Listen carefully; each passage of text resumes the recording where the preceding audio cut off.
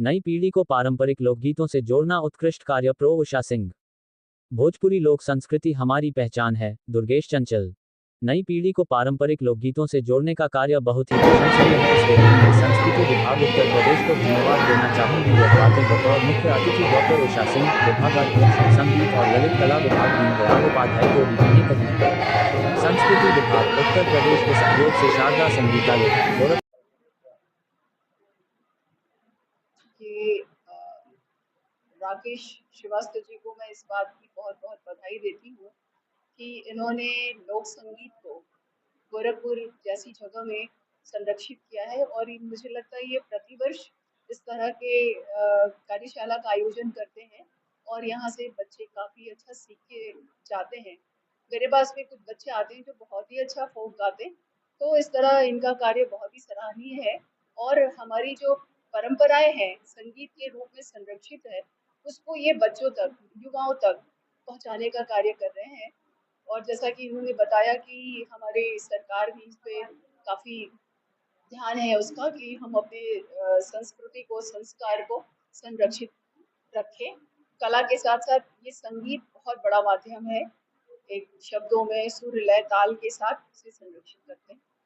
आज के डेट में जो गाने हो रहे हैं या जो संगीत है वो वेस्टर्न कल्चर को और फ्यूजन और रिमिक्स चल रहा है, इसका बहुत ज्यादा है। तो वहाँ क्लासिकल कैसे आगे बढ़ेगा, जबकि आज के जो यंग वाले लड़के हैं, बच्चे हैं, उनको जो ये समझ में आता नहीं क्लासिकल। नहीं, देखिए, ये जो संस्कृति की बात हमारी सरकार करती है वो शायद इसीलिए है। अब एक दौर था जिसमें वेस्टर्न की तरफ युवा भाग रहे थे, पर अब उन्हें ध्यान आ रहा है कि नहीं, हमारी चीजें कहाँ है, वो उसे अडॉप्ट कर रहे हैं, सीख रहे हैं। ये परिवर्तन हमने देखा। एक समय ऐसा था जो वेस्टर्न और अजीब सा जो भी हो मुझे बिल्कुल भी पसंद नहीं। हम बिल्कुल नहीं चाहते थे कि हमारे युवा उसको सीखे एक अपनी परंपराओं को लेके वो आगे बढ़े तो ज्यादा अच्छा कर सकेंगे, पर वो बिल्कुल ही राह विचलित हो जाते। नहीं, वहाँ अब ऐसा नहीं है।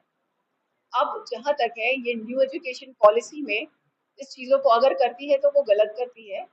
हम प्रेयर, वो प्रार्थना सिखाया जाता है, प्रार्थना कराया जाता है, और एक क्लास ड्राइंग और पेंटिंग की बच्चों को भी कंपल्सरी कर दिया गया है। एनईपी, न्यू एजुकेशन पॉलिसी 2020 जो आई है उसमें बहुत सारा परिवर्तन है। प्राइमरी स्टेज से ही बच्चों में म्यूजिक और आर्ट का नींव पड़ रहा है। ये बहुत बड़ी चीज़ है और जो हम लोग खो चुके थे ये फिर से आया है, ये बहुत अच्छा है।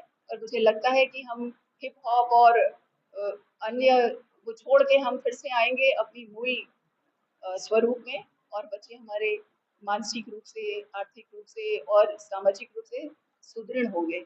ऐसा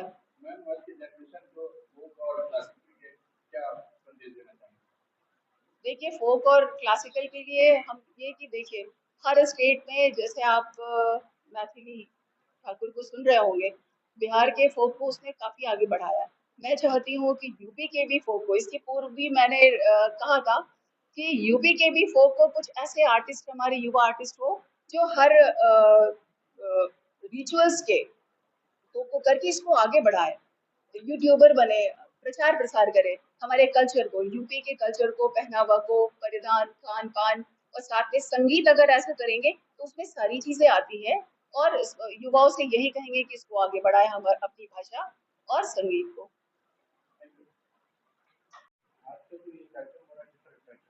देखिए, लोक संस्कृति के संरक्षण और संवर्धन के लिए उत्तर प्रदेश सरकार कृत संकल्प है। और उत्तर प्रदेश सरकार जब से योगी सरकार हुई है तब से सांस्कृतिक क्षेत्र में काफी विकास हुआ है। सारे कलाकारों का विकास हो रहा है, सारे कलाकारों को मंच मिल रहा है। इसी क्रम में अपनी लोक संस्कृति का संरक्षण और संवर्धन के उद्देश्य से आज हमने 10 दिवसीय कार्यशाला शारदा संगीतालय की ओर से आयोजित किया है, जिसे उत्तर प्रदेश संस्कृति विभाग का सहयोग प्राप्त है और उनके संरक्षण में ये कार्यक्रम हम लोग कर रहे हैं। ये 10 दिवसीय वर्कशॉप में जो लुप्त हो रहे भोजपुरी गीत है, जो हमारे पारंपरिक गीत हैं, जैसे शादी के गीत हैं, किसी तीज त्योहार के गीत हैं, शादी के गीत में हल्दी है, मटकोर है, तमाम तरह से गीत होते हैं जो धीरे धीरे लुप्त हो रहे, कोई गा नहीं रहा है। सावन, कजरी, देखिए कजरी का मौसम, लेकिन कहीं कजरी सुनने को नहीं आ रहा। कहीं आप रास्ते पे चले कोई कजरी गाने वाला अब नहीं है, किसी को याद नहीं।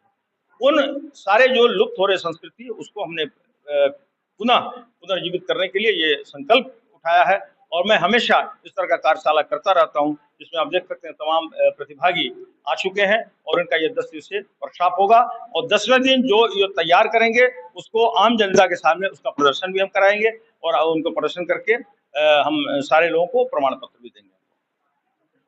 मैं डॉक्टर राकेश श्रीवास्तव संगीत नाटक एकेडमी का सदस्य हूं और शारदा संगीतालय का मैं महामंत्री।